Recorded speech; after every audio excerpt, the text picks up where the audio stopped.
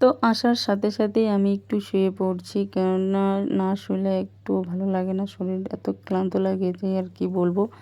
তাই একটু শুয়ে থেকে কিছুক্ষণ পর উঠে এখন করছি রান্নার আয়োজন। প্রায় 10:30 বেজে গেছে, রান্না তো করতে হবে।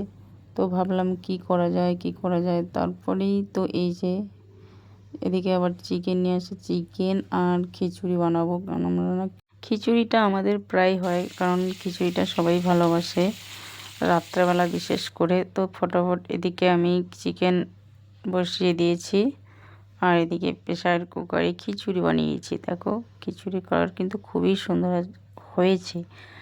জানি না খেতে কীরকম হবে, আশা করি ভালোই লাগবে। আমার হাতের খিচুড়ি বলে কথা, তাই না?